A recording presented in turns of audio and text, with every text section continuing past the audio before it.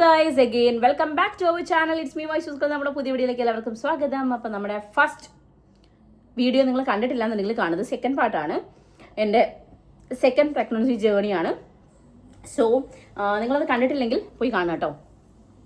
അപ്പോൾ എൻ്റെ first pregnancy എനിക്ക് വളരെ സ്മൂത്തായിട്ടും ഹാപ്പി ആയിട്ടൊക്കെ പോയിട്ടുണ്ടെങ്കിൽ സെക്കൻഡ് പ്രഗ്നൻസി എന്ന് പറയുന്നത് വളരെ ഒരു സങ്കടകരമായിട്ടുള്ളൊരു എൻഡിങ്ങോട് കൂടിയിട്ടുള്ളൊരു പ്രഗ്നൻസി ജേർണി ആയിരുന്നു. ബിക്കോസ് അല്ലുവിനൊരു 2 വയസ്സൊക്കെ ആവാനായപ്പോഴാണ് ഞാൻ അടുത്തത് പ്രഗ്നൻ്റ് ആവണത്. അപ്പോൾ പ്രഗ്നൻ്റ് ആണെന്ന് അറിഞ്ഞപ്പോൾ ആദ്യം ഞാൻ ദൈവമേ, കാരണം ഞങ്ങൾ ഒട്ടും പ്ലാൻഡ് ആയിരുന്നില്ല, ഒരു പ്ലാൻഡ് ബേബിയൊന്നുമല്ല. അപ്പോൾ ഞങ്ങൾ പ്രഗ്നൻ്റ് ആണെന്ന് അറിഞ്ഞപ്പോൾ തന്നെ ഞാൻ ആദ്യമേ എല്ലാവരുടെ അടുത്തും പറഞ്ഞു. അല്ലുവിൻ്റെത് അങ്ങനെ തന്നെയായിരുന്നു. അപ്പോൾ അതുപോലെ ഞാൻ എല്ലാവരുടെ അടുത്തും പറഞ്ഞു. പിന്നെ ഞാൻ വളരെ സ്മൂത്തായിട്ട് ഫസ്റ്റ് പ്രഗ്നൻസി പോലെ തന്നെയാണ് ഇതും കൺസിഡർ ചെയ്തത്. ബിക്കോസ് നമ്മൾ ചിന്തിക്കണം, ഓരോ പ്രഗ്നൻസിയും ഡിഫറെൻ്റ് ആണ്.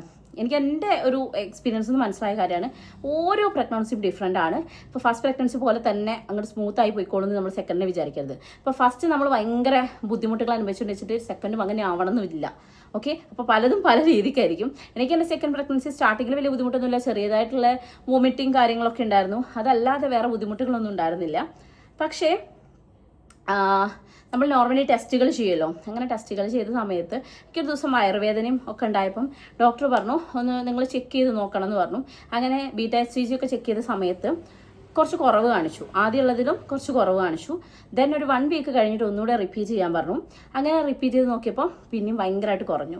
അങ്ങനെ സ്കാൻ ചെയ്തപ്പോഴാണ് മനസ്സിലായത് ഹാർട്ട് ബീറ്റ് ഇല്ല എന്നുള്ളത്. അപ്പോൾ ഹാർട്ട് ബീറ്റ് ഇല്ല എന്നറിഞ്ഞു. അപ്പോൾ ഡോക്ടർ അത് കുറച്ചായിട്ടുള്ളൂ, 2 months അത്രയൊക്കെ ആയിട്ടുണ്ടായിരുന്നുള്ളൂ. അപ്പോൾ ഹാർട്ട് ബീറ്റും ഇല്ല. അപ്പോൾ എന്തായാലും ഇത് പ്രഗ്നൻസി കണ്ടിന്യൂ പറ്റത്തില്ലല്ലോ. അപ്പോൾ ഡിയാൻസ് ചെയ്യണോ അല്ലെങ്കിൽ മെഡിസിനിൽ തന്നെ അബോർട്ട് ചെയ്യണോ എന്നുള്ളത് ചോദിച്ചപ്പം നമ്മൾ മെഡിസിനാണ് പറഞ്ഞത്. കാരണം എനിക്ക് ഡിയാൻസിനും എൻ്റെ മൈൻഡ് സെറ്റിന് അങ്ങനെ പോയി. കാരണം വെച്ചാൽ നമ്മളതുമായിട്ട് അഡ്ജസ്റ്റായി സെറ്റായി വന്നതായിരുന്നു. അപ്പോൾ അല്ലുവിനോടൊക്കെ പറഞ്ഞും കൊടുത്തു ബേബി ഉണ്ട് അങ്ങനെയൊക്കെ. പിന്നെ എല്ലാവരും അറിയുകയും ചെയ്തിട്ടുണ്ടായിരുന്നു. അപ്പോൾ അതെനിക്ക് അങ്ങനെ അക്സെപ്റ്റ് ചെയ്യാൻ കുറച്ച് ബുദ്ധിമുട്ടുണ്ടായിരുന്നു.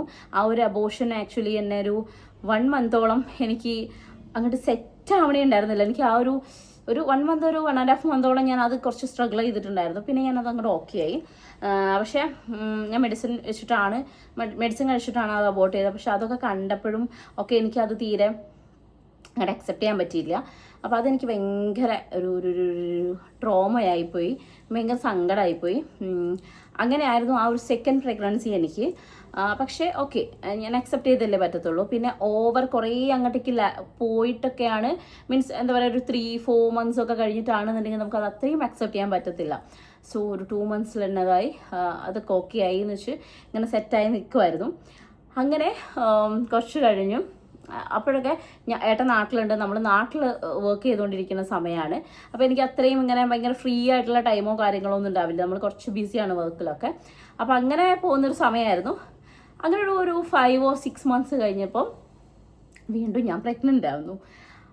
ഒട്ടും എക്സ്പെക്ട് ചെയ്യാത്തൊരു പ്രഗ്നൻസി ആയിരുന്നു അത്. സെക്കൻഡ് പ്രഗ്നൻസി ആക്ച്വലി എക്സ്പെക്ട് ചെയ്തിട്ടുള്ള പ്രഗ്നൻസി അല്ല, എന്നാലും പ്രഗ്നൻ്റ് ആണെന്ന് പറഞ്ഞപ്പോൾ എനിക്ക് വലിയ ഞെട്ടലൊന്നും ഉണ്ടായിരുന്നില്ല. ബിക്കോസ് മേ ബി ആവാം, ഓക്കെ, അങ്ങനത്തെ ഒരു മൈൻഡ്. പക്ഷേ തേർഡ് പ്രഗ്നൻസി എന്ന് പറയണത് ഞാൻ ഒട്ടും എക്സ്പെക്ട് ചെയ്യാതെ എനിക്ക് ഭയങ്കര ഷോക്കിംഗ് ആയിരുന്നു. ഏട്ടൻ അതിലും വലിയ ഷോക്കിംഗ് ആയിരുന്നു. അങ്ങനെ ശരിക്കും ഞെട്ടിപ്പോയി. ദൈവമേ, പ്രഗ്നൻ്റ്, അതാണ് നമ്മുടെ തുമ്പിമോൾ. അങ്ങനെ ഞങ്ങളെ ഞെട്ടിച്ചുകൊണ്ട് വന്നതാണെന്ന് തോന്നുന്നു. ഇപ്പോഴും അവിടെ ഞങ്ങൾ ഞെട്ടിച്ചുകൊണ്ടിരിക്കും ഓരോ കാര്യത്തിലും. നമ്മളെപ്പോഴും പറയും അൺഎക്സ്പെക്റ്റഡ് ബേബീസ് ആർ സംതിങ്, എന്താ പറയുക, സ്പെഷ്യൽ എന്ന് പറയില്ലേ, അത് കൂട്ടൊരു ഐറ്റമാണ് ആ സാധനം. അപ്പോൾ തുമ്പി ഞങ്ങൾ ഒട്ടും എക്സ്പെക്ട് ചെയ്യാതെ ഞങ്ങളുടെ ഇടയിലേക്ക് വന്ന ഒരാളാണ്. പക്ഷേ ഞാൻ അപ്പം എടുത്ത തീരുമാനം എന്ന് വെച്ചാൽ ആരടുത്തും പറയണ്ട. കാരണം സെക്കൻഡ് ആണെങ്കിലും ഞാൻ എല്ലാവരുടെ അടുത്തും പറഞ്ഞ് അതങ്ങനെ ആയപ്പം എനിക്കത് തീരെ അഡ്ജസ്റ്റ് ചെയ്യാനും ഒരു ഭയങ്കര ബുദ്ധിമുട്ടായിരുന്നു. കാരണം എന്താ വെച്ചാൽ കുറച്ച് കഴിയുമ്പോൾ ഞാനിത് എല്ലാവരുടെ അടുത്തും റിവീൽ ചെയ്യണം അബോർട്ടായി എന്നുള്ളത്. പക്ഷേ എനിക്കത് പറ്റണില്ല. അപ്പോൾ എല്ലാവരും എന്നോട് ചോദിക്കുമ്പോൾ ഇപ്പം എത്രയായി, ഇപ്പോൾ ഓക്കെ ആണോ, അങ്ങനെയൊക്കെ ചോദിക്കുമ്പോൾ എനിക്ക് ഭയങ്കര ബുദ്ധിമുട്ടായിരുന്നു. അപ്പോൾ ഇത് ഞാൻ പറഞ്ഞു പെട്ടെന്നൊന്നും എല്ലാവരും അറിയിക്കണ്ട എന്ന് പറഞ്ഞിട്ട് നല്ല കുറേ കഴിഞ്ഞതിന് ശേഷമാണ് എല്ലാവരുടെ അടുത്തും നമ്മൾ പ്രഗ്നൻ്റ് ആണെന്ന് പറഞ്ഞത്. ഒരു 2-3 months കഴിഞ്ഞതിന് ശേഷമാണ് എല്ലായിടത്തും പ്രഗ്നൻ്റ് ആണെന്ന് പറയുന്നത്. വീട്ടിലുള്ളവർക്ക് മാത്രം അറിയാം കേട്ടോ. അങ്ങനെയാണ്. അപ്പം അങ്ങനെയാണ് തുമ്പമ്മേനെ ഞാൻ പ്രഗ്നൻ്റ് ആവുന്നത്. ആ ഒരു സമയത്ത് ആക്ച്വലി എൻ്റെ പ്രഗ്നൻസി ജേർണിയിൽ ഉടനീളം എൻ്റെ കെട്ടിയവൻ്റെ കൂടെ ഉണ്ടായിരുന്നു. ബിക്കോസ് അന്ന് ഗൾഫിലല്ല ജോലി ചെയ്യുന്നത്, നാട്ടിൽ തന്നെ നമ്മൾ ഇവിടെ സെറ്റിലായൊരു സമയമായിരുന്നു, ഒരു 1 year. അപ്പം ആ ഒരു സമയം ഏട്ടൻ എൻ്റെ കൂടെ ഉണ്ടായിരുന്നു. അപ്പോൾ ത്രൂ ഔട്ട്, അതായത് ഞങ്ങൾ പ്രഗ്നൻ്റ് ആണെന്ന് അറിഞ്ഞ ആ നിമിഷം തൊട്ടിട്ട് ഡെലിവറീൻ്റെ കുറച്ച് മുന്നേ വരെ അത് നോട്ട് ചെയ്യണം. ഡെലിവറിക്ക് എൻ്റെ കൂടെ നിൽക്കാൻ എൻ്റെ കുട്ടിയോനുണ്ടായിരുന്നില്ല. ഡെലിവറിൻ്റെ കുറച്ച് മുന്നേ വരെ ഫുള്ളിനും ഏട്ടൻ എൻ്റെ കൂടെ ഉണ്ടായിരുന്നു. അതുകൊണ്ട് തന്നെ അല്ലുവിനെ മാനേജ് ചെയ്തുകൊണ്ട് ഈ പ്രഗ്നൻസി മുന്നോട്ട് കൊണ്ടുപോകുന്നതിൽ എനിക്ക് വലിയ ബുദ്ധിമുട്ടുകൾ ഉണ്ടായിരുന്നില്ല. കാരണം ഏട്ടനുണ്ടായിരുന്നു അല്ലുവിൻ്റെ കാര്യങ്ങളൊക്കെ നോക്കാൻ. ഏട്ടനും അമ്മയും അച്ഛനും ഒക്കെ ഇവിടെ ഉണ്ടായിരുന്നു. ഇനിയിപ്പോൾ അമ്മയും അച്ഛനൊക്കെ ഉണ്ടെങ്കിലും ഏട്ടനും കൂടെ ഉണ്ടാകുമ്പോൾ ആ കിട്ടുന്ന ഒരു സ്ട്രെങ്ത് കാര്യങ്ങളൊക്കെ ഉണ്ടല്ലോ, അതൊക്കെ ഞാൻ നന്നായിട്ട് എൻജോയ് ചെയ്തായിരുന്നു. ഇപ്പോൾ ഹോസ്പിറ്റലിൽ പോണ കാര്യമാണെങ്കിലും എല്ലാ കാര്യത്തിനും ഏട്ടനുണ്ട്, വണ്ടിയുണ്ട്. അപ്പോൾ പിന്നെ കുഴപ്പമില്ല. ആദ്യത്തെ അല്ലുവിൻ്റെനാണെങ്കിൽ ഇപ്പം ഞങ്ങൾ വണ്ടി വിളിച്ചിട്ട് പോകേണ്ടിയിരുന്നു.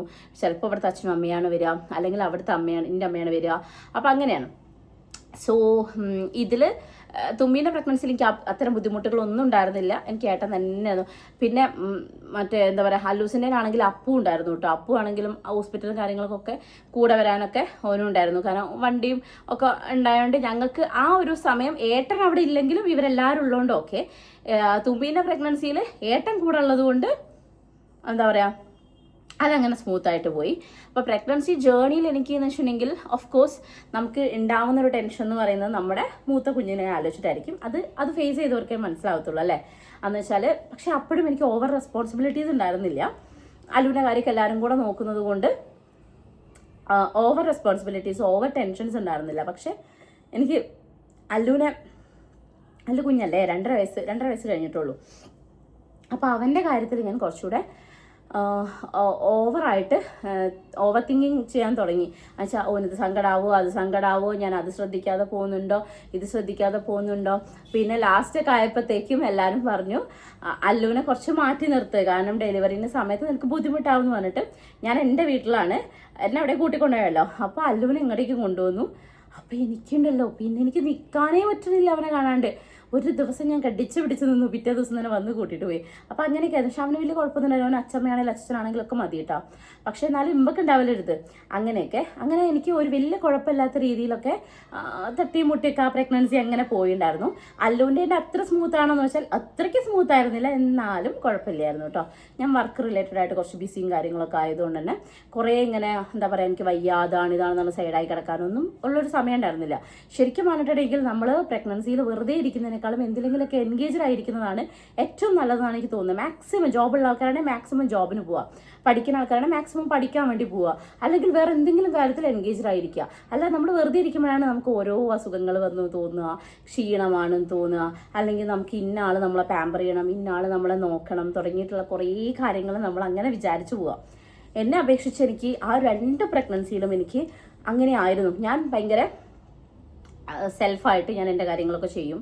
അതുപോലെ തന്നെ എൻ്റെ എന്താ പറയുക, എനിക്കിങ്ങനെ ഇന്ന ആൾ ഇന്നത് ചെയ്തു തരണം അങ്ങനെയൊന്നും ഉണ്ടായിരുന്നില്ല. എൻ്റെ കാര്യങ്ങളൊക്കെ ഞാൻ തന്നെ മാക്സിമം മാനേജ് ചെയ്യാറുണ്ടായിരുന്നു. പിന്നെ സെക്കൻഡ് പ്രഗ്നൻസിയിലാണെങ്കിലും എനിക്ക് ഷുഗറിൻ്റെ പ്രശ്നം ഉണ്ടായിരുന്നു. പക്ഷേ ഒരു 5 months ഓൺവേർഡ്സ് ആണ് ഉണ്ടായിരുന്നത്. അതുവരെ വലിയ കുഴപ്പമൊന്നും ഉണ്ടായിരുന്നില്ല. 5 monthsലെ ടെസ്റ്റിലാണ് ഷുഗർ ഉണ്ടെന്ന് മനസ്സിലായതും പിന്നീട് അങ്ങോട്ടേക്ക് എനിക്ക് ഇൻസുലിനും കാര്യങ്ങളൊക്കെ എടുക്കേണ്ടി വന്നതൊക്കെ.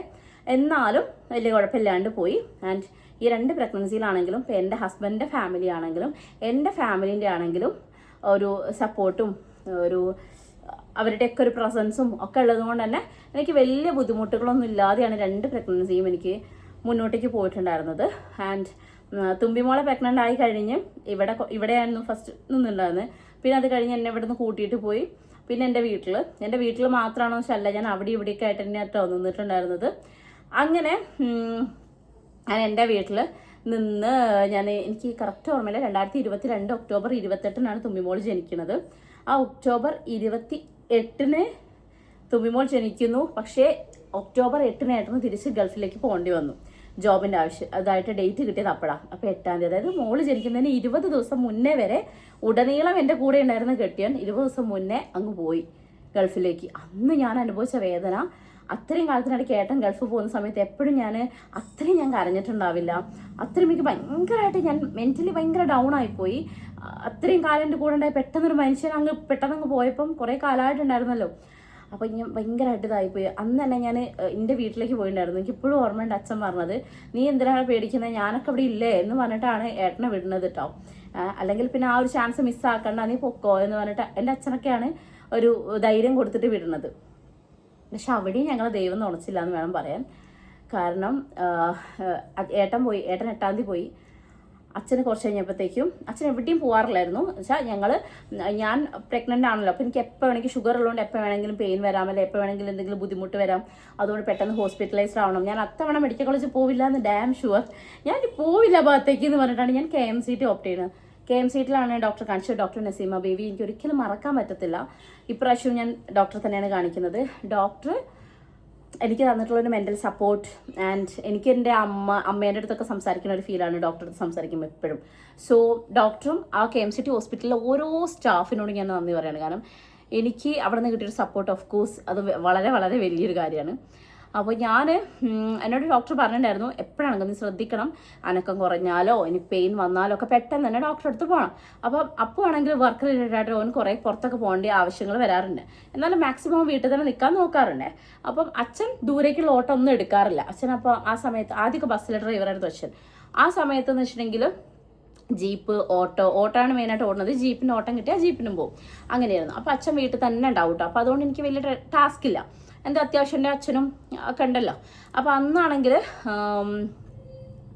അച്ഛന് ഒരു എമർജൻസി ആയിട്ടൊരു ഓട്ടം വന്നതുകൊണ്ട് ദൂരേക്ക് പോവാത്ത അച്ഛൻ അന്നെന്തോ കഷ്ടകാലത്തിന്, ഞങ്ങളുടെ ലൈഫ് ഇങ്ങനെയൊക്കെ മാറി മറിയാനുള്ളൊരു കാരണം അതായിരിക്കും, എന്തോ കഷ്ടകാലത്തിന് അന്ന് അച്ഛൻ ആ ഓട്ടം എടുക്കുകയും ദൂരേക്ക് ഓട്ടം പോവുകയും ചെയ്തു. അങ്ങനെ അച്ഛൻ രാവിലെ ഞാൻ കണ്ടിട്ടില്ല കേട്ടോ. അല്ലൂസൊക്കെ എല്ലാവരും എൻ്റെ വീട്ടിൽ തന്നെയാണ് ഉള്ളത്.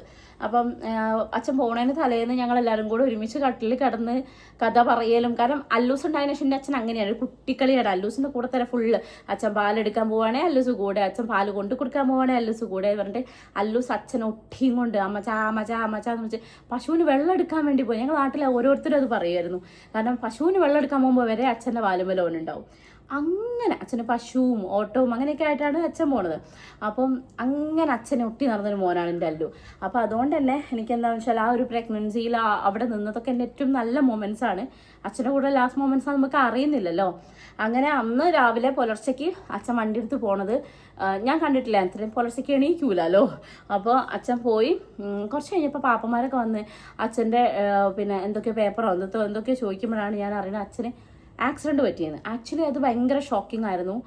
പിന്നെ തൊട്ടിട്ട് എനിക്ക് എൻ്റെ കയ്യിലായിരുന്നില്ല. ഒരു 3 days or 4 days ഞാൻ അച്ഛൻ മെഡിക്കൽ കോളേജിൽ സർജറിയും കാര്യങ്ങളും ഇനി അങ്ങോട്ട് പോകാൻ സമ്മതിക്കണേ ഇല്ല ആരും. ഞാനുള്ളതുകൊണ്ട് അമ്മയ്ക്ക് പോകാൻ പറ്റുന്നില്ല, പോയി നിൽക്കാൻ പറ്റുന്നില്ല. കാരണം എനിക്ക് എപ്പോൾ വേദന വരും, എപ്പോൾ പോകണം എന്നുള്ളത് അറിയുന്നില്ല. സോ അച്ഛൻ ഹോസ്പിറ്റലിൽ അഡ്മിറ്റായിട്ട് നിൽക്കുക.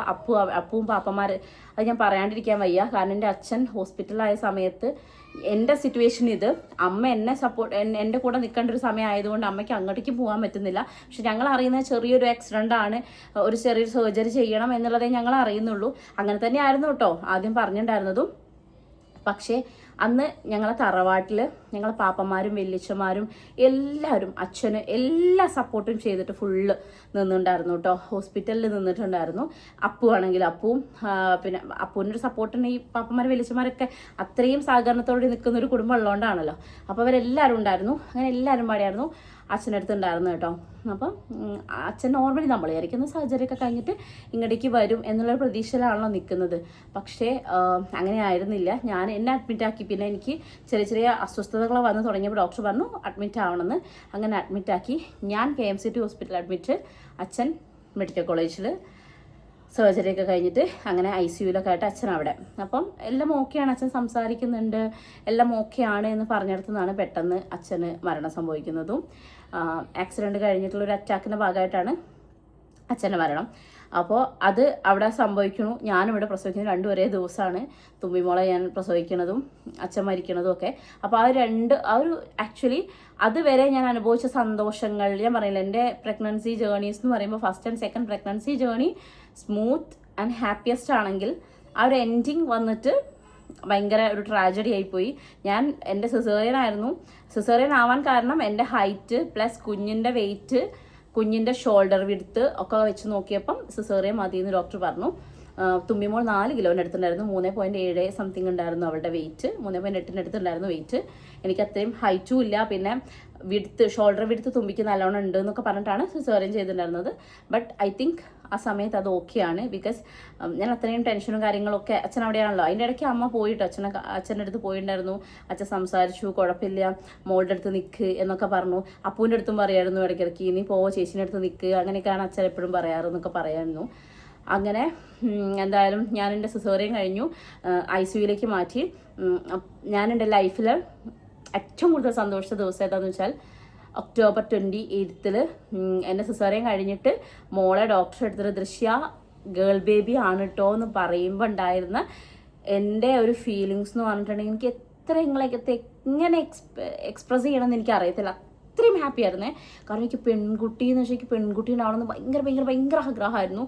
അപ്പം അതാണെന്ന് അറിഞ്ഞപ്പോൾ, പെൺകുട്ടിയാണെന്ന് അറിഞ്ഞപ്പോൾ ഉണ്ടായിരുന്ന ആ ഒരു സന്തോഷം എൻ്റെ ലൈഫിൽ ഞാൻ മറക്കില്ല. അത്രയും ഞാൻ ഹാപ്പി ആയിരുന്നു. ആൻഡ് ഡോക്ടർ പറഞ്ഞു ആദ്യത്തെ ഒരു ആൺകുട്ടി, രണ്ടാമത്തെ പെൺകുട്ടി സ്റ്റോപ്പ് ചെയ്യണേ, സിസേറിയൻ ആണല്ലോ ചെയ്തത്, ഡെലിവറി സ്റ്റോപ്പ് ചെയ്യണം ചോദിച്ചപ്പോൾ ഓഫ് കോഴ്സ് ഞാൻ അല്ല എന്നാണ് പറഞ്ഞത്. ബിക്കോസ് എൻ്റെ അച്ഛൻ എപ്പോഴും എന്നോട് പറയും സിബ്ലിങ്സ് ഭയങ്കര ഇമ്പോർട്ടൻ്റ് ആണ്. അതായത് ഏട്ടനനിയന്മാർ, ചേച്ചി, അനിയത്തി, ഇതൊക്കെ ഭയങ്കര ഇമ്പോർട്ടൻ്റ് ആണ്. ഒരാളില്ലെങ്കിൽ ഒരാൾ എപ്പോഴും വേണം. അതുകൊണ്ട് ഒരിക്കലും 2 കുട്ടികളൊന്നും നിർത്തരുത് എന്ന് എന്നോട് അച്ഛൻ ഈ പ്രഗ്നൻസിയിൽ, അതായത് തുമ്പീനെ പ്രഗ്നൻ്റ് ആയിരിക്കുന്ന സമയത്താണ് അച്ഛനോട് പറയുന്നത്. അത് ഞാൻ മുൻപ് വീഡിയോസിൽ പറഞ്ഞിട്ടുണ്ട്. അപ്പോൾ അച്ഛൻ ആ പറഞ്ഞത് ഓർത്തു. പിന്നെ അഫ്കോഴ്സ് എനിക്കാണെങ്കിലും കുട്ടികളെ ഭയങ്കര ഇഷ്ടമാണ്. ഞാൻ ആദ്യമൊക്കെ വെറുതെ തട്ടിവിടായിരുന്നു 5 കുട്ടികളൊക്കെ വേണമെന്നൊക്കെ. പക്ഷേ നോക്കിക്കഴിഞ്ഞ് തുടങ്ങിയപ്പോൾ എനിക്ക് അത്ര ആവില്ല എന്ന് മനസ്സിലായി. ഓക്കെ, അപ്പോൾ അതുകൊണ്ട് തന്നെ ഞാൻ 3rd ബേബി ഓഫ് കോഴ്സ് ഞാൻ നിർത്തുന്നില്ല എന്ന് പറഞ്ഞു. അപ്പോൾ ഡോക്ടർ നല്ലൊരു തീരുമാനമാണെന്ന് പറഞ്ഞു, നസീമ ബി ഡോക്ടർ. അങ്ങനെ മോളെ കിട്ടി. എനിക്ക് ഭയങ്കര ഹാപ്പിയായി. ഞാൻ എന്നെ പുറത്തേക്ക് കൊണ്ടുവരുന്നു. എനിക്ക് ബോധക്കെടലോ അങ്ങനെയൊന്നും ഉണ്ടായിരുന്നില്ല കേട്ടോ. നല്ല കോൺഷ്യസ് ആയിരുന്നു ഞാൻ. അപ്പോൾ പുറത്ത് വന്നപ്പോൾ തന്നെ അപ്പു അതിൻ്റെ ഇടയിൽ കൂടി വന്നു കേട്ടോ. അത് ഞാൻ പറയണം, കാരണം അച്ഛൻ അവിടെ ഹോസ്പിറ്റലിൽ കിടക്കുകയാണ്. അപ്പോൾ ആ സമയത്ത് അതിൻ്റെ ഇടയിൽ ഒരു ഗ്യാപ്പിന് അവൻ എങ്ങനെയോ കഷ്ടപ്പെട്ട് ഇവിടെ വന്നു കുഞ്ഞിനെ കാണാൻ വേണ്ടിയിട്ട്. അങ്ങനെ അപ്പൂനെ ഞാൻ കണ്ടു. അമ്മ, ഉഷമ്മ, പാച്ചുവച്ചൻ, പിന്നെ എൻ്റെ വിദ്യ ചേച്ചി, ചെറിയമ്മ, അല്ലുട്ടൻ, അബി, അപ്പൂൻ്റെ ഫ്രണ്ട്, പിന്നെ അതുലുണ്ടായിരുന്നു തോന്നുന്നു, എനിക്ക് കറക്റ്റ് ഓർമ്മയില്ല. അങ്ങനെ അതുലുണ്ടായിരുന്നു തോന്നുന്നു. അങ്ങനെ ഇവരെല്ലാവരും, ഞാനിങ്ങനെ പുറത്തേക്ക് ഇറങ്ങിയപ്പോൾ ഇവരെല്ലാവരും കണ്ടു. ഞാൻ ചോദിച്ചു അച്ഛന് കാണിച്ചു കൊടുത്തോ മോളെ എന്ന് ഞാൻ ചോദിച്ചു. അപ്പോൾ അവർ കാണിച്ചു കൊടുത്തു എന്ന് പറഞ്ഞു. കാരണം ഫോട്ടോ അയച്ചു കൊടുത്തിട്ടുണ്ടായിരുന്നു പാപ്പമാർക്ക്. അങ്ങനെ കാണിച്ചു കൊടുത്തു എന്ന് പറഞ്ഞു. പിന്നെ എന്നെ ICUയിലേക്ക് മാറ്റി. ഇത്രയാണ് എനിക്ക് ആ ഒരു സിസേറിയൻ്റെ ആ ഒരു മൊമെൻറ്റിൽ എനിക്ക് ഓർമ്മയുള്ളത്. ആ ഒരു പിക്ചറിൽ എനിക്ക് ഓർമ്മയുള്ള കാര്യങ്ങൾ. ബാക്കി പുറത്തുനിന്ന് നടക്കുന്നതൊന്നും ഞാൻ അറിയുന്നില്ല. കാരണം ബിക്കോസ് ഞാൻ ICUയിലാണ്. വാവേനെ എന്നെ ICUയിലേക്ക് മാറ്റുള്ളൂ, നമ്മൾ ICUയിൽ. അപ്പോൾ അതുകൊണ്ട് നോർമലി 24 hours ഒബ്സർവേഷന് കിടത്തി. അപ്പോഴും എനിക്കിങ്ങനെ ബോധം മിന്നിമായുന്നുണ്ട്. ഫുള്ള് ഞാൻ എൻ്റെ അൺകോൺഷ്യസ് മൈൻഡിൽ ആ സമയത്ത് കാണുന്നത് ഫുള്ള് അച്ഛൻ്റെ ഓരോരോ കാര്യങ്ങളൊക്കെയാണ്. അപ്പോഴും ഞാൻ മനസ്സിൽ കരുതുന്നത്, ഞാനിങ്ങനെ അവിടുത്തെ സിസ്റ്ററിനോട് ചോദിച്ചത് എനിക്ക് ഇപ്പോഴും ഓർമ്മയുണ്ട്, എപ്പോഴാണ് ഡിസ്ചാർജ് ആവുക, എത്ര ദിവസം എടുക്കും, സിസേറിയൻ ആയതുകൊണ്ട് 5 days തന്നെ വേണം, നിർബന്ധമുണ്ടോ? ബിക്കോസ് ഞാനിവിടെ നിന്ന് പോയിട്ട് വേണം എൻ്റെ അമ്മേനെ ഒന്ന് ഫ്രീ ആക്കി വിടാൻ. അച്ഛൻ്റെ അടുത്ത് പോകണം, അമ്മയ്ക്ക് അങ്ങനെ അച്ഛൻ്റെ അടുത്ത് പോയി നിൽക്കാൻ പറ്റിയിട്ടില്ല എന്നൊക്കെ പറയുന്നുണ്ട് ഞാൻ. അങ്ങനെയൊക്കെ കുറേ പറഞ്ഞ് പിന്നെ എനിക്ക് എപ്പോഴും ബോധം വരുന്നു, ബോധം പോകുന്നു, എൻ്റെ ഫസ്റ്റ് യൂറിനേഷൻ കഴിഞ്ഞു. അങ്ങനെയൊക്കെ എല്ലാം സ്മൂത്തായിട്ട് പോയിക്കൊണ്ടിരിക്കുക. പിന്നെ എൻ്റെ ബോധം മൊത്തത്തിൽ പോയി ഞാൻ കണ്ണുറക്കുമ്പോൾ ചുറ്റും ഡോക്ടേഴ്സാണുള്ളത് കേട്ടോ. അപ്പോൾ ചുറ്റിലും ഡോക്ടേഴ്സ് ഉണ്ട്. അവരുടെ അടുത്ത് എന്തോ പറയുന്നുണ്ട്. അപ്പോൾ ഇങ്ങനെ പറഞ്ഞു അച്ഛനൊരു അറ്റാക്ക് സംഭവിച്ചു, ഒരു അറ്റാക്ക് വന്നിട്ടുണ്ട് എന്ന് പറഞ്ഞപ്പം ഞാൻ മൈനർ അല്ലേ എന്നാണ് ഞാൻ ചോദിച്ചിട്ടുണ്ടായിരുന്നത്. പക്ഷേ ആ സമയത്ത് അവർ അച്ഛൻ ജീവനോടല്ല എന്നുള്ള കാര്യം എൻ്റെ അടുത്ത് പറഞ്ഞു. പിന്നെ എന്താ ഉണ്ടായതെന്ന് എനിക്ക് ഓർമ്മയില്ല. ഞാൻ ഭയങ്കര എൻ്റെ പിടിവിട്ടുപോയി. ഞാൻ ഓവറായിട്ട് കരയാൻ തുടങ്ങി. അതിൻ്റെ ഇടയിൽ കൂടെയൊക്കെ എങ്ങനെയോ ഉഷമ്മയൊക്കെ വന്ന് എന്നെ കഞ്ഞിയൊക്കെ കുടിപ്പിച്ചിട്ടുണ്ടായിരുന്നു. അതെനിക്ക് ഓർമ്മയുണ്ട്. അതൊക്കെ കഴിഞ്ഞതിന് ശേഷമാണ് എൻ്റെ അടുത്തത് പറയുന്നത്. അല്ല പിന്നെ ഞാൻ എന്ത് ആയി പോവുമല്ലോ. അതാണെങ്കിൽ നമ്മൾ ഫ്രഷായിട്ട് ഈ വൂണ്ട് ഉള്ളത് കൊണ്ട് എനിക്ക് നേരെ ഇരിക്കാനോ, അല്ലെങ്കിൽ നമുക്കറിയാലോ സിസേറിയൻ കഴിഞ്ഞാൽ എത്ര ബുദ്ധിമുട്ടുണ്ടാവുന്നു. അപ്പോൾ അതൊന്നും എനിക്ക് പറ്റുന്നില്ല. പക്ഷേ ഞാനിങ്ങനെ ഓവർ കരയുന്നതനുസരിച്ച് ഭയങ്കര പ്രഷറും കാര്യങ്ങളും വരികയാണ്. പക്ഷേ അവിടെയൊക്കെ തരിപ്പുള്ളതുകൊണ്ട് ഞാൻ അറിയത്തില്ല. പക്ഷേ എനിക്ക് അതിൻ്റെതായ ബുദ്ധിമുട്ടുകൾ ഉണ്ടാവും എന്നൊക്കെ പറഞ്ഞ് ഡോക്ടേഴ്സും അവിടുത്തെ നഴ്സുമാരൊക്കെ എന്നെ മാക്സിമം പാമ്പർ ചെയ്യാം. പക്ഷെ അവർക്ക് പറയാം എത്രത്തോളം പാമ്പർ ചെയ്യാൻ പറ്റുമല്ലേ. എല്ലാം എന്താ പറയുക, എന്നെ ഒന്ന് ആശ്വസിപ്പിക്കാനൊന്നും പറ്റുന്ന അവസ്ഥയിലായിരുന്നില്ല. വൈശാഖേട്ടൻ ആണെങ്കിൽ ഇവിടെ ഇല്ല, വൈശാഖിന് വരാനും പറ്റുന്നില്ല. വൈശാഖിന് അവിടുന്ന് ഭയങ്കര കരച്ചിലും കാര്യങ്ങളും. പക്ഷെ വൈശാഖിനാണെങ്കിൽ എൻ്റെ അടുത്ത് എന്ത് പറഞ്ഞ് സമാധാനിപ്പിക്കാൻ പറ്റും. എന്നെ വീഡിയോ കോളിൽ വരിക വൈശാഖിനോട്, ഞാൻ വൈശാഖ ഇന്നെ ഇട്ടിട്ട് പോകല്ലേ, എവിടേക്ക് വാ, അങ്ങനെയൊക്കെ പറഞ്ഞ് ഞാൻ കരഞ്ഞത് എനിക്ക് ഓർമ്മയുണ്ട്. എനിക്കെന്ത് ചെയ്യേണ്ടതെന്ന് ഒരു പിടുത്തം ഉണ്ടായിരുന്നില്ല. എൻ്റെ കയ്യിൽ നിന്ന് പോയി മൊത്തത്തിൽ. എനിക്ക് പറഞ്ഞാൽ എനിക്ക് വീട്ടിൽ പോയേ പറ്റൂ എന്ന് പറഞ്ഞു ഞാൻ. അതിൻ്റെ ഇടയ്ക്ക് എല്ലാവരും കൂടെ അമ്മേനെ വീട്ടിലേക്ക് പറഞ്ഞയച്ചു. എൻ്റെ അടുത്ത് ചേച്ചിയാണ് ഉണ്ടായിരുന്നത്. അതായത് അതൊന്നും ഞാൻ പറയാണ്ടിരിക്കാൻ പറ്റില്ല. ഒരു ഹസ്ബൻഡിൻ്റെ ഫാമിലി ഇത്രത്തോളം ചെയ്യുമെന്ന് എനിക്കറിയില്ല. അവിടെ നിന്ന് അങ്ങോട്ടേക്ക് ഒരു 5 days ഞാൻ എൻ്റെ ഇവിടുത്തെ അച്ഛൻ, അമ്മ, ഇവിടുത്തെ അച്ഛൻ്റെ അനിയത്തിയുടെ മകള്, അനിയത്തിയുടെ ഹസ്ബൻഡ്, അതായത് നമ്മളെ ചെറിയമ്മയും ചെറിയച്ഛനും വിദ്യ ചേച്ചി, പിന്നെ അച്ഛൻ്റെ വേറെ സിസ്റ്ററിൻ്റെ മോള് രജുല ചേച്ചി, ഇവരെല്ലാവരും എനിക്ക് ആ സമയത്ത് ചെയ്ത് തന്നിട്ടുള്ള കുറേ കാര്യങ്ങൾ ഞാൻ എൻ്റെ ലൈഫിൽ ഒരിക്കലും മറക്കത്തില്ല. കാരണം അത്രയ്ക്കും നമ്മളെ സപ്പോർട്ട് ചെയ്യുക. അതായത് ഒരു അമ്മ ചെയ്യേണ്ട, നമുക്ക് ഡെലിവറി കഴിഞ്ഞ് കഴിഞ്ഞാൽ എപ്പോഴും നമ്മുടെ അമ്മമാർ കൂടെ വേണമെന്നല്ലേ. പക്ഷെ എൻ്റെ അവസ്ഥയിൽ എനിക്കത് പറയാൻ പറ്റത്തില്ല. കാരണം എൻ്റെ അച്ഛനോട് മരിച്ചു കിടക്കുമ്പം എൻ്റെ അമ്മേൻ്റെ കൂടെ ആണെന്ന് എനിക്ക് പറയാൻ പറ്റുമോ? പറ്റത്തില്ല. പക്ഷെ ആ ഒരു സമയത്ത് എനിക്ക് സപ്പോർട്ടിന് നിന്നവരെ ഒരിക്കലും ഞാൻ എൻ്റെ ജീവിതത്തിൽ മറക്കില്ല. എനിക്ക് അത്രയ്ക്കും അത്രയും നന്ദി കാണിക്കണം. ഞാൻ അത്രയ്ക്കും എന്നെ സപ്പോർട്ട് ചെയ്യുന്നുണ്ട്. അവിടുത്തെ അമ്മയാണെങ്കിലും ഒക്കെ അതെ. എൻ്റെ ആ സമയത്തുള്ള മാനസികാവസ്ഥ എന്താണെന്ന് എനിക്ക് പറഞ്ഞുതരാൻ പോലും പറ്റത്തില്ല. അച്ഛനെ ഞാൻ കാണുന്നത് KMCT ഹോസ്പിറ്റലിൻ്റെ ഫ്രണ്ടിൽ അവിടെയാണ് ബോഡി കൊണ്ടുവന്ന് കാണുന്നത്. ഞാൻ എൻ്റെ തുമ്പീനെ പ്രസവിച്ചിട്ട് മണിക്കൂറുകളായിട്ടേ ഉള്ളൂ ഓളെ കൊണ്ടുപോയി കാണിച്ചു കൊടുക്കുന്നത്. അച്ഛൻ്റെ ബോഡിയാണ് കാണിച്ചു കൊടുക്കുന്നത്. എനിക്ക് എണീക്കാൻ പറ്റുന്നില്ല. അച്ഛനൊരു ഉമ്മ കൊടുക്കണേ പോലും അവരെ പൊക്കിയിട്ട് എൻ്റെ അടുത്ത് കൊണ്ടു തന്നപ്പോഴാണ് അങ്ങനെയൊക്കെ. അതൊന്നും പറഞ്ഞ് ഞാൻ ഈ ഒരു ഇതാക്കുന്നില്ല. കാരണം എനിക്കത് പറയാൻ പറ്റില്ല. പറഞ്ഞു കഴിഞ്ഞാൽ പിന്നെ ഞാൻ ഈ സമയത്ത് വേറെ ടെൻഷനിലേക്ക് പോകും. അതുകൊണ്ട് അത്യാവശ്യം നമ്മൾ ഈ ന്യൂസിലൊക്കെ അല്ലേ കാണുള്ളൂ. ഞാൻ അതിൻ്റെ മുന്നേ ന്യൂസ് കണ്ടിട്ടുണ്ടായിരുന്നു. ഹസ്ബൻഡ് മരിച്ചിട്ട് ഹോസ്പിറ്റലിലേക്ക് കൊണ്ടുവന്നു. അപ്പം ഡെലിവറി കഴിഞ്ഞ പാടും കുഞ്ഞിനെ കാണിച്ചു കൊടുത്തു എന്നൊക്കെ പറഞ്ഞ ന്യൂസ് എനിക്ക് ഇപ്പോഴും മറക്കാൻ പറ്റില്ല. പക്ഷെ എൻ്റെ കാര്യം വന്നപ്പോൾ ഞാൻ അതാണ് ഓർത്തത്. ഈശ്വര, അതൊക്കെ ന്യൂസിൽ കണ്ടിട്ടല്ലേ ഉള്ളൂ. ഇപ്പം എനിക്ക് അങ്ങനെ ഒരു അനുഭവം വന്നപ്പോഴല്ലേ ഞാനത് അനുഭവിക്കേണ്ടി വന്നേ. ആ സമയത്ത് ഞാൻ കുറേ ഫേസ് എൻ്റെ ഫ്രണ്ടിൽ ഇങ്ങനെ മിന്നി വാങ്ങിക്കൊണ്ടിരിക്കുകയാണ്. അപ്പൂൻ്റെ ഒരു ഫ്രണ്ട് ഉണ്ട് ഹരി, അവനൊക്കെ ഞാൻ ചീത്ത പറയുന്നുണ്ട്. നീ അല്ലടാ എൻ്റെ അടുത്ത് പറഞ്ഞേ അച്ഛനൊരു കുഴപ്പമില്ലാന്ന്, എന്നിട്ട് നീ എന്താ അപ്പോൾ പറയുന്നത് എന്നൊക്കെ പറഞ്ഞിട്ട് അപ്പൂസ്, അതുല്, ഹരി എല്ലാവരും ഉണ്ട്. അപ്പൂനെ ഞാൻ അപ്പൊന്നും കണ്ടിട്ടില്ല. അപ്പൂനെ അമ്മേനൊന്നും കാണാൻ പറ്റത്തില്ല, അവരൊക്കെ വീട്ടിലല്ലേ. അങ്ങനെ എൻ്റെ അച്ഛൻ്റെ ബോഡി എൻ്റെ അടുത്ത് കൊണ്ടുവന്ന് കാണിക്കുന്ന ഹോസ്പിറ്റലിൽ നിന്നാണ്, KMCT ഹോസ്പിറ്റൽ. ഇപ്പോഴും ഞാൻ KMCTയിലേക്ക് പോകുമ്പം ആ സ്ഥലം കാണുമ്പോൾ എനിക്ക് വല്ലാത്തൊരു നെഞ്ചിടിപ്പും വെപ്രാളമാണ്. കാരണം അതൊരവസ്ഥയാണ്. ആ ഒരു അവസ്ഥ അനുഭവിച്ചെടുക്കും അത്രയും മനസ്സിലാവും. അതിനൊരു അവസ്ഥ ഒന്നും ആർക്കും ഉണ്ടാവാണ്ടിരിക്കട്ടെ. അപ്പം അത്രയൊക്കെ പെയിൻഫുള്ളായിരുന്നു. എൻ്റെ അത്രയും നല്ല ഹാപ്പിയസ്റ്റ് ആയിട്ടുള്ള ഒരു ജേണി എൻഡ് ചെയ്യുന്നത് അത്രയും പെയിൻഫുള്ളായിട്ടാണ്. അപ്പോൾ ഞാൻ എൻ്റെ ലൈഫിൽ ഏറ്റവും കൂടുതൽ സന്തോഷിച്ച ദിവസം October 28 ഏറ്റവും കൂടുതൽ സങ്കടപ്പെട്ട ദിവസം October 28 2022. ഒരിക്കലും മറക്കാൻ പറ്റാത്തത്. പിന്നെ ഞാൻ എല്ലാവരും പറ്റി ഇങ്ങനെ എന്തൊക്കെ എനിക്ക് ആ കാര്യം പറയുന്നില്ല. എനിക്കത് പറ്റില്ല. അതുകൊണ്ടാണ്. കാരണം അങ്ങനെ പറഞ്ഞു പോയാൽ പിന്നെ ഞാൻ കുറേ ദിവസത്തേക്ക് അതൊന്നും എനിക്ക് റിക്കവർ ആവാൻ പറ്റത്തില്ല.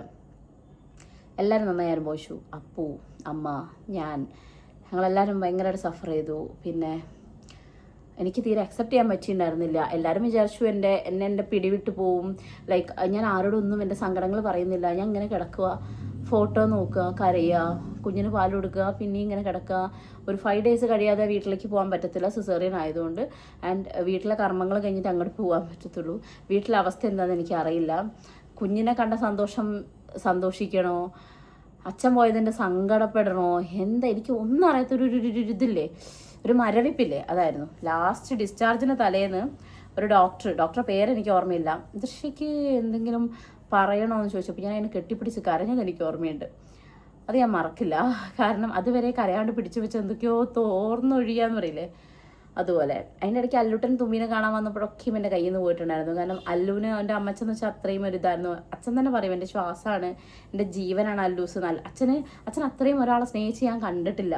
അപ്പം അച്ഛൻ്റെ മക്കളായ എന്നെ അപ്പൂനെ ആണെങ്കിൽ കൂടിയും, അല്ലെങ്കിൽ അച്ഛൻ്റെ ഭാര്യയായിട്ടുള്ള അമ്മയാണെങ്കിലും, അതേ അച്ഛന് ലോകത്ത് ഏറ്റവും വലിയ ഇഷ്ടം അച്ഛൻ്റെ അച്ഛനോടായിരുന്നു, ഞങ്ങൾ അച്ഛനാണെങ്കിലും അതിൻ്റെ മുകളിലാണ് അല്ലൂട്ടനെ അച്ഛൻ കൊണ്ടുവരുന്നുണ്ടായിരുന്നത്.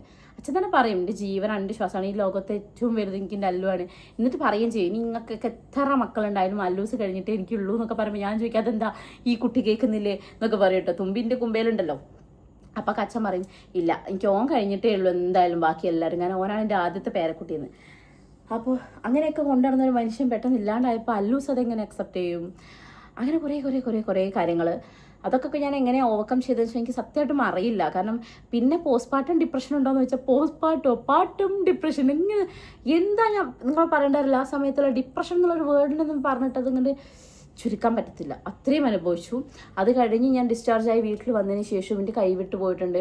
ബിക്കോസ് ഒരു മരണ വീട്ടിലേക്ക് വരുന്ന എല്ലാ ആൾക്കാരും അച്ഛൻ്റെ ദുഃഖം കാണുന്നതിൻ്റെ കൂട്ടത്തിൽ തന്നെ വന്ന് എൻ്റെ കുഞ്ഞിനെ കണ്ടിട്ട് പോകുമ്പോൾ ഉണ്ടാകുന്ന എൻ്റെ മാനസികാവസ്ഥ. ഞാൻ ഈ കുഞ്ഞിനെയും കൊണ്ട് മുകളിൽ ഒരു റൂമിൽ വാതിലടച്ചിരിക്കുകയാണ്. ആ സമയത്ത് കുറേ പേർക്ക് കൺജക്റ്റിവൈറ്റിസ് ഉണ്ട്. സോ കുഞ്ഞിനെ അതൊന്ന് പാമ്പർ ചെയ്യണം. മോക്കാണെങ്കിൽ നെസോലാക്രിമൽ ഡക്ട് ഒബ്സ്ട്രക്ഷൻ ഉണ്ടായിരുന്നു. അതായത് ഇവിടെ ഒരു തടിപ്പുണ്ടായിരുന്നു. അവിടെ ഫോട്ടോ ഞാൻ പറ്റും കൊടുക്കാം. അപ്പോൾ ഇവിടെ തടിപ്പുണ്ടായിരുന്നു. അപ്പോൾ അതൊക്കെ കൊണ്ട് തന്നെ ഒരു കൺജക്റ്റിവൈറ്റിസ് വരരുത് എന്നുള്ളൊരു കാര്യം എനിക്കുണ്ടായിരുന്നു. സോ അവളെ മാക്സിമം പാമ്പർ ചെയ്യേണ്ട കാര്യം ഉണ്ടായിരുന്നു. അല്ലുവിൻ്റെ ഒക്കെ ഒരു കാര്യം ഞാൻ അറിഞ്ഞിട്ടില്ല പറഞ്ഞില്ലേ, എല്ലാവരും നോക്കി നടക്കാം. പക്ഷേ ഈ ഒരു സാഹചര്യത്തിൽ എനിക്ക് അമ്മയാണെങ്കിലും അമ്മമ്മയാണെങ്കിലും ഒക്കെ ഒരു ലിമിറ്റ് വെച്ചു. പക്ഷെ എന്നാലും പാവങ്ങൾ അവർ ഈ അവസ്ഥയിൽ എൻ്റെ അമ്മേനെ ഞാൻ ആ സമയത്ത് നമിച്ച്. കാരണം ആ അവസ്ഥയിലും വന്നിട്ട് എൻ്റെ മോളെയും കാര്യങ്ങൾ നോക്കാൻ അമ്മ പറ്റും പോലെയൊക്കെ അമ്മ ചെയ്തിട്ടുണ്ട്. എനിക്കതൊക്കെ ആലോചിക്കുമ്പോൾ എപ്പോഴും ആവൂല ആർക്കും അങ്ങനെയൊന്നും ചെയ്യാൻ വേണ്ടിയിട്ട്. ചില സമയം അമ്മേനെ കാണൂല, നോക്കുമ്പോൾ അമ്മ എവിടെയും പോയിരുന്ന് കാര്യമുണ്ടാവും. അപ്പോൾ ഇതിന്ന് എങ്ങനെ റിക്കവർ ആവണമെന്നൊന്നും ഞങ്ങൾക്ക് അറിയുന്നുണ്ടായിരുന്നില്ല. കുറേ ദിവസത്തേക്ക് നമ്മുടെ വീട്ടിൽ റിലേറ്റീവ്സും ആൾക്കാരും ഒക്കെ ഉണ്ടായിരുന്നു. ആ സമയത്ത് ഉണ്ടെങ്കിൽ കൂടിയും എല്ലാവരും വന്നിട്ട് നമ്മളത് മറക്കണം എന്ന് വിചാരിക്കുന്ന സമയത്തായിരിക്കും എല്ലാവരും വന്നിട്ട് അച്ഛനെ കുറിച്ച് വീണ്ടും പറയുമ്പം അച്ഛനെ മറക്കാൻ പറ്റത്തില്ല. പക്ഷെ എന്നാലും ഇതിങ്ങനെ പറയുമ്പോൾ നമ്മൾ വീണ്ടും വീണ്ടും വീണ്ടും വീണ്ടും വീണ്ടും ഇങ്ങനെ. അപ്പോൾ ഡെലിവറി കഴിഞ്ഞൊരു സമയവും എല്ലാം കൂടെ ഞാൻ നന്നായി, എനിക്ക് ആ അവസ്ഥ എങ്ങനെ പറയണമെന്നറിയില്ല, അത്രയും ഞാൻ അനുഭവിച്ചൊരു സമയമാണത്. ഏട്ടനും നാട്ടിലില്ല. പിന്നെ ആകെ എനിക്ക് ആശ്വാസം ഉണ്ടായത് എൻ്റെ 2 മക്കളാണ്. അല്ലും തുമ്പിയും ഉള്ളത് കൊണ്ട് ഞാനത് അങ്ങനെ മാനേജ് അങ്ങനെ സെറ്റായിപ്പോയി. ഞാനാണെങ്കിലും അമ്മയാണെങ്കിലും അപ്പു ആണെങ്കിലും അമ്മമ്മയും അമ്മച്ചനും നമ്മൾ വീട്ടിലുള്ള എല്ലാവരും ഒന്നൊന്ന് എന്താ പറയുക, അതിനെക്കുറിച്ച് ചിന്തിക്കാതെ ഒരു നിമിഷം നിന്നിട്ടുണ്ടെങ്കിൽ അത് ഞങ്ങൾ മക്കൾ കാരണമായിരിക്കും. അങ്ങനെയായിരുന്നു ഞങ്ങൾ ആ ഒരു ലൈഫ് മുന്നോട്ട് പോയത്. സോ അവിടെ ഞാൻ പ്രഗ്നൻസിയിൽ അനുഭവിച്ച എല്ലാ സന്തോഷവും എല്ലാം പോയി കിട്ടിയത് ആ ഒരു മൊമെൻറ്റ് തൊട്ടിട്ടാണ്. അത് ഞാൻ ഒരിക്കലും മറക്കില്ല. അങ്ങനെയാണ് എൻ്റെ സെക്കൻഡ് ആൻഡ് തേർഡ് പ്രഗ്നൻസി, അതായത് എൻ്റെ ഫസ്റ്റ് ഒരു അബോഷനും പ്ലസ് തുമ്പീൻ്റെ പ്രഗ്നൻസി ജേർണി അങ്ങനെയായിരുന്നു ഉണ്ടായിരുന്നത്. എല്ലാം മിക്സഡ് ആയിരുന്നു, സന്തോഷവും സങ്കടമൊക്കെ. പക്ഷെ സന്തോഷത്തിൻ്റെ അളവ് കുറച്ച് കൂടിപ്പോയി. അതിപ്പോൾ വരെയും റെഡി ആയിട്ടില്ല. അങ്ങനെ ഇതിൽ കൂടുതൽ ഞാൻ ഡീപ്പായിട്ട് പറഞ്ഞാൽ ഞാനും കരയും, പിന്നെ സീനാവും.